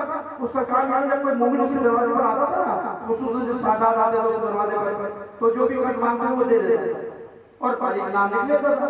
अगर वो कर्ज वापस कर देता उसका नाम काट देता था, और अगर कर्ज वापस नहीं करता था तो अपने गुलाम को कहता था ये कर्ज अली के खाते में लिख दे, अली के अकाउंट में लिख देता था। खाता था ये काम बड़ा मुत्तकी परहेजगार। एक दिन कहता अली कहते कि मैंने देखा वो आहिस्ता आहिस्ता उसका माली हालत परेशान हो गए और यहाँ पर नौबत आ गई घर भी चला रहा, बिल्कुल गरीब हो गया, घर मुश्किल से इसी परेशानी में बैठा होता है। बोल के इसको मैंने कर दिया, जो मर गए उनके नाम काट दूं और जो जिंदा उनसे किसी से मांगूंगा भाई पैसे दो वापस ताकि अपना घर तो चलाऊंगा। ये परेशानी में बैठा था। बराबर में कोई नासबी रहता था, अली का दुश्मन, अली का मुझे कोई पड़ोसी था इसका, उसको पता था इसके अमल में अली के नाम मांग देता है। जब उसने उसको परेशान देखा तो बाहर निकला, तंज करके बस कहा भाई अली ने तेरा कर्ज वापस कर दिया। उन्हें बड़ा अली के नाम पर दिया कि तेरे मौला ने अली ने तेरा कर्ज वापस कर दिया। वो कहता है कि जब उसने ये जुमला कहा मुझे बड़ी तकलीफ हुई, कहा मेरा पूरा वजूद हिल गया, इसने मुझे मेरे मौला का ताना दिया। हमें रजिस्टर बंद करे घर में आकर लेट गया, पूरा दिन बेचैनी में रहा, तकलीफ में रहा। कैसे तकलीफ में मुझे ना था कि मैं सो यही सोचते सोचते सो गया। तो उसने जो मुझे ताना मारा ये सोचते सो गया, मेरी आंख आई तो मैंने देखा मेरे ख्वाब में रसूल खुदा हसन और हुसैन के साथ आए, रसूल खुदा हसन और हुसैन के साथ आए। और आने के बाद कहते हैं हसन बेटा तुम्हारे बाबा जी का फौरन बुलाओ। ये कौन सा रसूल में आ गया हुकुम। तो रसूल खुदा कहते अली तूने इसका कर्ज वापस क्यों नहीं किया, तूने इसका कर्ज वापस क्यों नहीं किया? या रसूल लेकर आया ऊन की एक सफेद रंग की थैली बनी थी, उसमें 1000 अशर्फियां पड़ी थी या दीनार पड़े थे, उसके आगे लाकर दे दिए। और जब दे दिए तो ख्वाब में रसूल खुदा कह रहे सुन कभी गरीबों को देने से अपना हाथ मत रोकियो। जो तेरे दरवाजे पर मोमिन आए कभी पीछे उसको तरखा मत देंगे, उसकी हाजत पूरा करियो।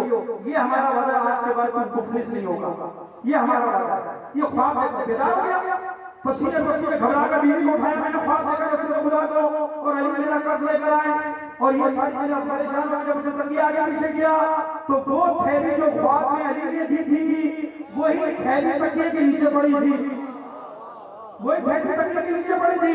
फौरन उठाया, अब अशर्फियां निकाल के दीनार निकाल कर दिए तो 1000 दीनार बीवी को जल्दी से रिश्वत देकर अब रिश्वत के अंदर जब हिसाब किताब करना शुरू किया तो मालूम हुआ जितना कर्ज अली के नाम पर दिया था उतना कर्ज अली ने उसे वापस कर दिया।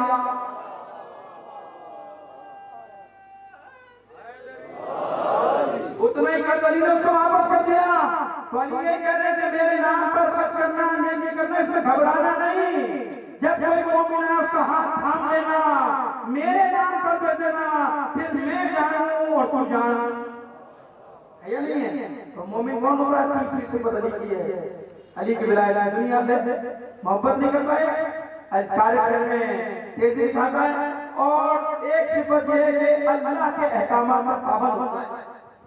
रसूल कहते हैं अली की विलायत घर में आई, अल्लाह के अहकामात का पाबंद होता है, अहकाम से भागता नहीं है, अल्लाह के अहकाम से भागता नहीं है। अल्लाह के अहकामात पर गामजन अमल करने वाला कौन होता है? अली का मानना। फिर आगे बढ़कर ये भी जुमला वही जुमला जो मैंने भी आपके सामने पढ़ा था कि जिसके दिल में अली की मोहब्बत होती है, पैगंबर फरमाते हैं उसके दुनिया में एक असर ये है कि खुदा उसे मौत नहीं देता मगर तौबा करेगा, यहाँ भी रिवायत में कहा। और फिर एक असर ये है कि अली का मानने वाला सखी होता है, बखील नहीं होता है। बखील की खैर अली मुजम्मत नहजुल बलागा में कहा बखील से तो मशवरा भी ना करो, तो इतना मुजम्मत है नहजुल बलागा में। तो ये 5 सिफतें दुनिया की बयान के 5 आखिरत की। आखिरत में क्या है? रसूल कहते हैं आखिरत में अली की मोहब्बत का पहला असर ये जाहिर होगा, पहला असर ये होगा कि उसका नामा अमाल खोला ही नहीं जाएगा। अली के मानने वाले का नाम अमान खोला ही नहीं जाएगा। पहला सब दुनिया से वो आखिर का ही है अली की विलायत का दूसरा सब कयामत के दिन ये जाहिर होगा अली की विलायत का कि उसके आमान के वजन को तोड़ने के लिए अल्लाह तराजू नस्ल नहीं करेगा, तराजू नस्ल नहीं करेगा। तीसरा असर क्या है का तीसरा असर अली की विलायत का आखिरत में यह है कि उसका नामा अमान उसका दाएं हाथ में पकड़ाया जाएगा, दाएं हाथ में नामान उसी को अमान उसी को दिया जाएगा कि जिसे जन्नत की खबर दी जाएगी। तो अली का मानने वाला वो होगा जिसकी मोहब्बत की असर करेगी अली की कि उसके दाएं हाथ में अमान नामा दे दिया जाएगा। फिर कहते अली की मोहब्बत का आखिरत में एक असर ये होगा कि अल्लाह उसे बहिश्त का लिबास पहनाएगा। एक असर आखिरत में ये होगा कि अल्लाह जिसके दिल में अली की विलायत होगी अल्लाह कयामत के दिन उसको ये इख्तियार देगा कि वो एक बंदा अपने खानदान के 100 अफराद की शफाअत करेगा।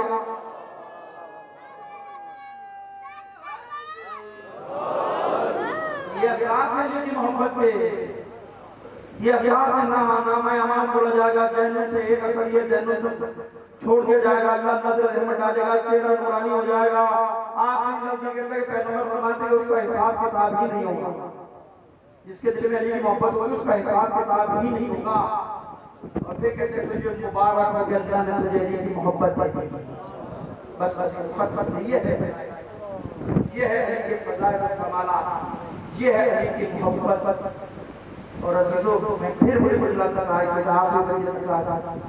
कि ये हमारा एहसान नहीं है कि हम मजलिस में बैठे हैं, हमारा एहसान थोड़ी है कि हम मजलिस में आते हैं।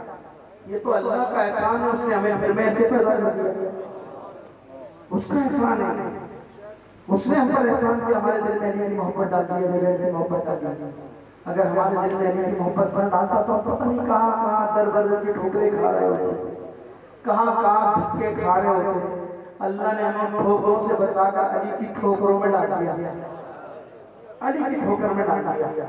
बस बस अपने बच्चों की तरबियत सिखाना, अपने बच्चों को अली की विलायत सिखाओ, अली की मोहब्बत पढ़ाओ, अली की मोहब्बत में लाकर छोटे छोटे वाक़यात की किताबें दो।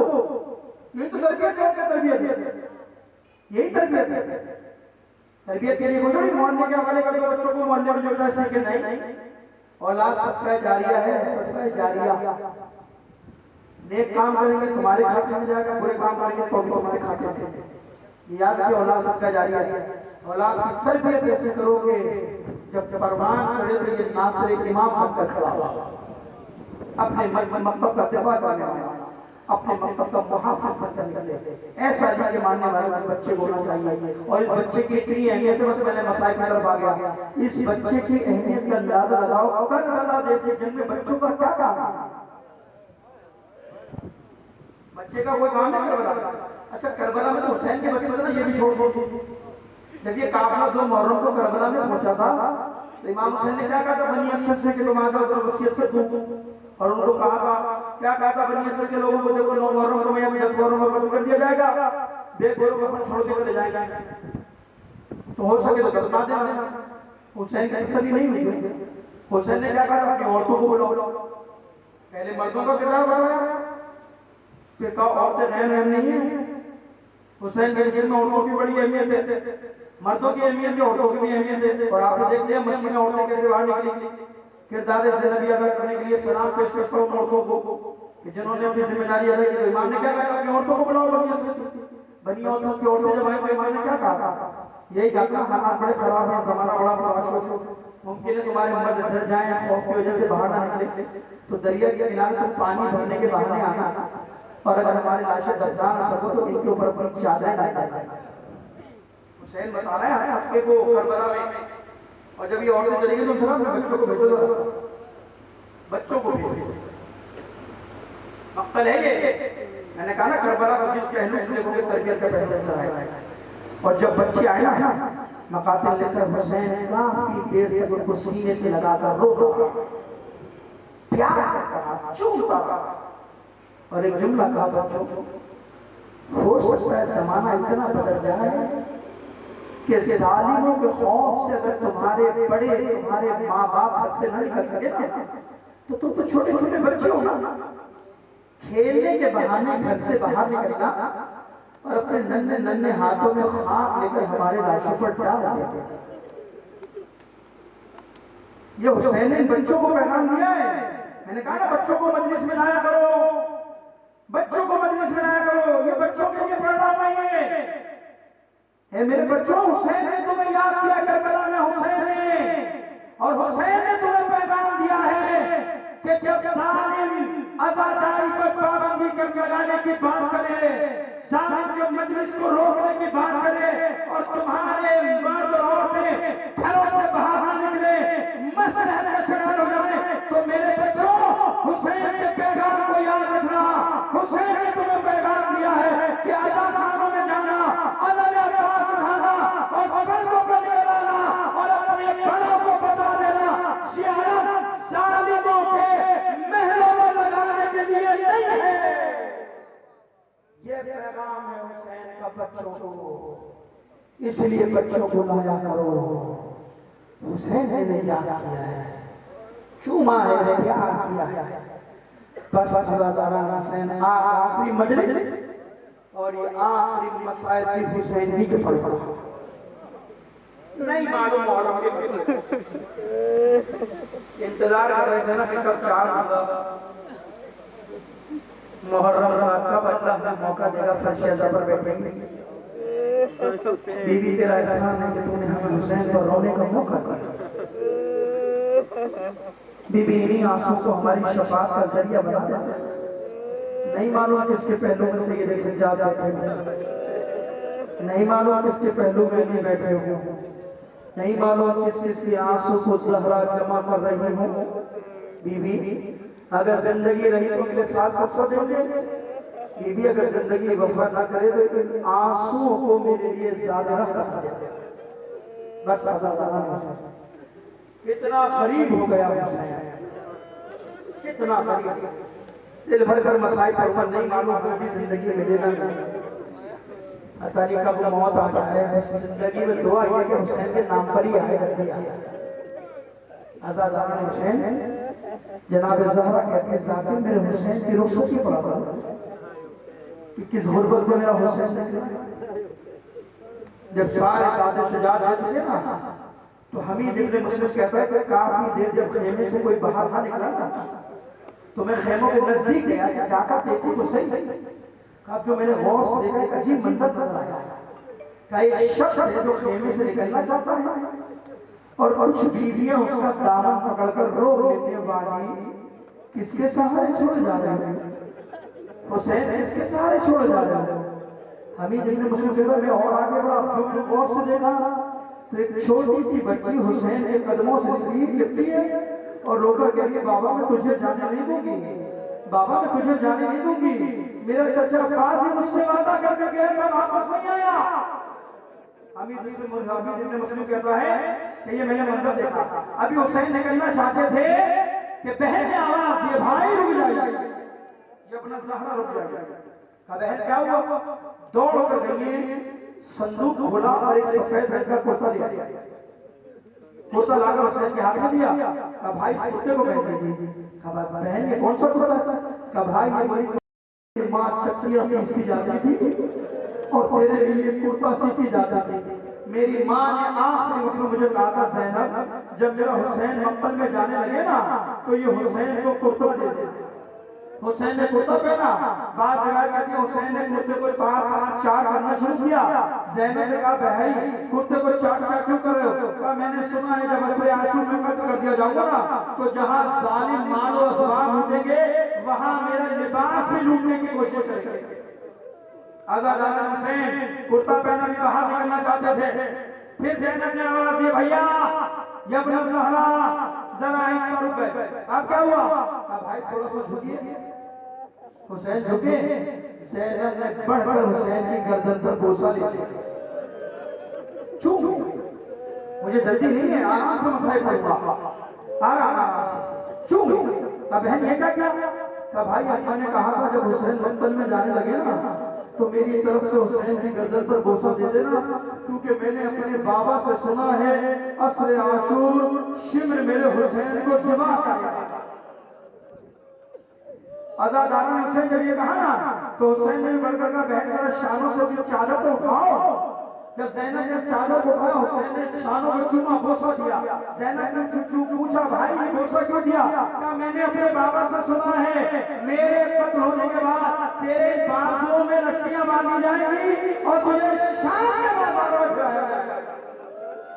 इस गुर्बत में हुसैन रुखसत हुआ और सुलझना के पास आया हुसैन, मेरे असबे बावफा, मेरे सुलझना, मैं जानता हूं अगर मैं 3 दिन का भूखा प्यासा हूं तो तू भी तो 3 दिन का भूखा प्यासा है ना। अगर मैं सुबह से लाशे पे लाशे डाला तो सुलझना तू भी तो मेरे साथ है ना।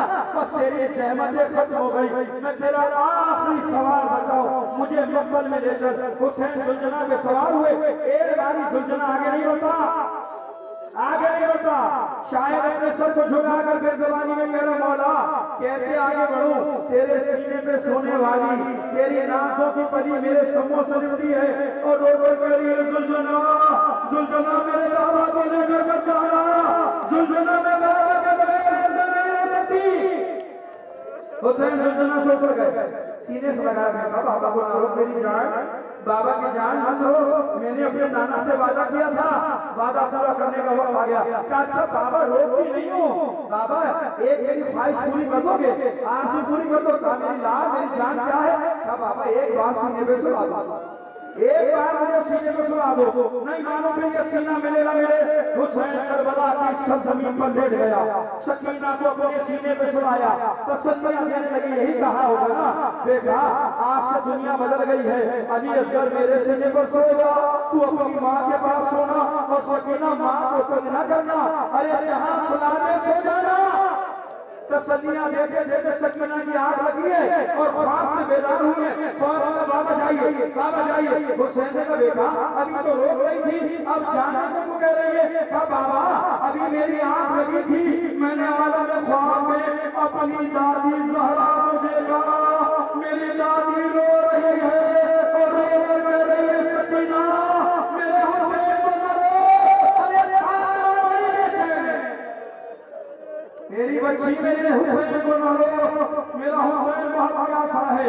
इस सारा में हुसैन मैदान में गए हैं, खुदा की कसम हुसैन ने हमला किया है और ऐसा हमला किया है 3 दिन का भूखा प्यासा है, हमला करता जाता है और ये कहता जाता है तुमने मेरे अकबर को मारा, तुमने मेरे कासिम को मारा, तुमने मेरे अब्बास को मारा, तुमने मेरे असगर को मारा, आओ प्यासे की जंग को लड़ते रहे।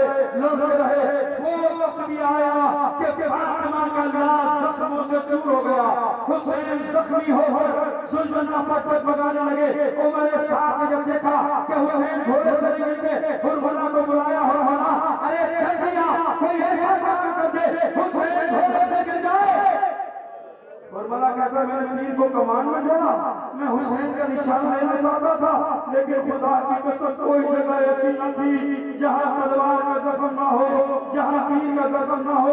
अरे जिसको तीर मिला उसने तीर मारा, जिसको भाला मिला उसने भाला मारा, जिसको नेजा मिला उसने नेजा मारा, और मक्तल में मिला है जिसको कुछ नहीं मिला उसने पत्थर उठाकर हुसैन को मारा,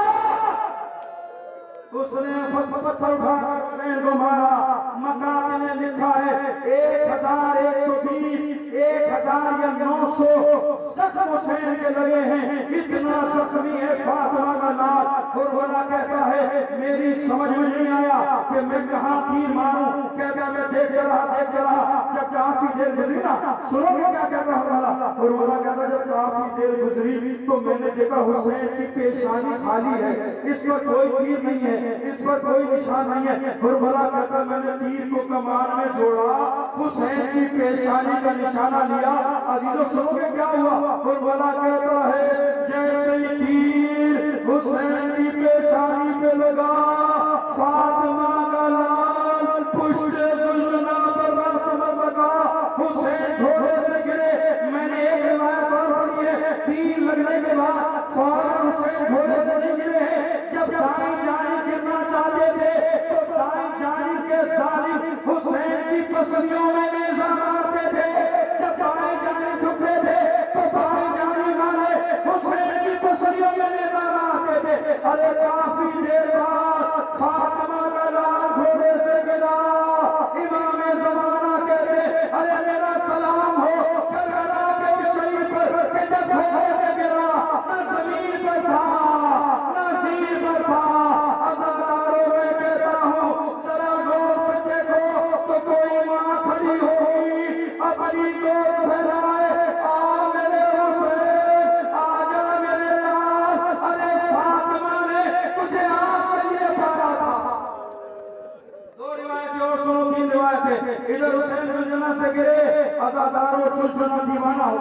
सुलझना दीवाना हो गया। जो हुसैन के करीब आता था सुलझना हमला करता था, उससे जख्मी करके गिराता था। कई लोग सुलझना ने मारे। आजादारों, शाम को सुलझना की वफादारी को एक बार दौड़ता हुआ सुलझना हुसैन के करीब आया, अपनी चारों टांगों को फैलाकर अपने मुंह को हुसैन के बाजू से लगाकर हिलाता है, हुसैन के बाजू को लगाकर हिला रहा है। क्या कहना चाहता है?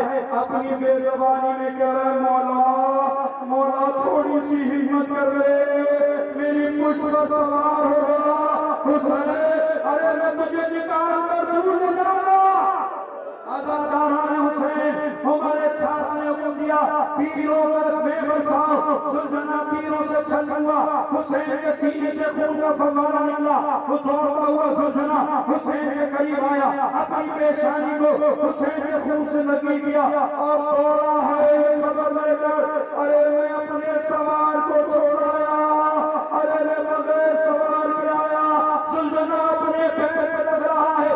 जब सुलझना की आवाज खेमे में गई है, बीवियां खेमे से निकली है, सुलझना के गिरहारा डाला। एक छोटी सी बच्ची आई है, अपनी बाहों को सुलझना के गले में डाला, अपने मुंह को सुलझना के मुंह पे रखा और प्यार कर कर कहती है, बाबा के सुलझना बस इतना बता दे कि जब शिव मेरे बाबा को ज़िंदा कर रहा था, अरे कोई था कि किसी ने पानी दिया, ये बाबा क्या समा गया। आज़ादारान हुसैन सेना मक्तल में निकली है, अपने भाई को ढूंढ रही है कि मेरा महाजाया कहाँ है, मेरा भाई कहाँ है। एक टीले पर पहुंची चिल्लाए पर देखा नशे में शिव सवार है। लेकिन अजीजों में एक रिवायत और पड़ी है, शिव ने हसन नामी एक शख्स को भेजा, हुसैन ने सर काट के लिया। आज़ादारों, हसन कहता है जब मैं हुसैन के पास गया ना, हुसैन नशे के आलम में थे, मैंने चाहा सर उठाऊं तो पहले मैंने हुसैन के सीने पर बात मारी। हुसैन ने चिल्लाई आंखों से अपनी आंखें खोली, कहता है एक चीज मारकर भागा।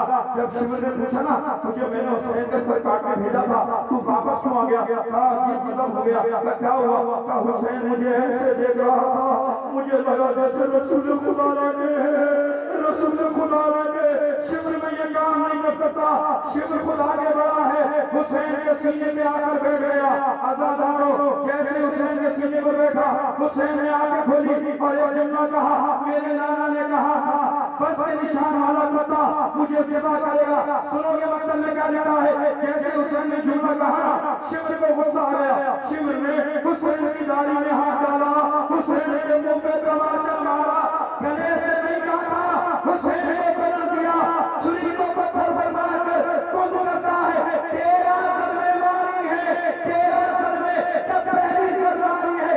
आदम रोते हुए चले गए, इब्राहिम रोते हुए चले गए, नूह रोते हुए चले गए, नबी आते गए, रोते चले गए। परवरदिगार ये मंजर नहीं लेता, जब आखिरी सर लगी है तो मां खड़ी है।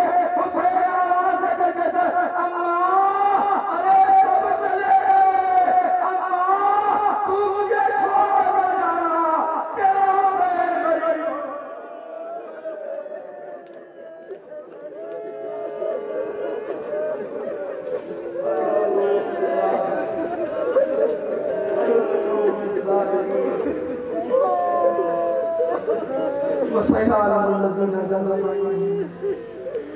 परवरदिगार के वास्ते मोहम्मद वाला इन्होंने वालों की रहमत बरकत नाज़िल फरमा।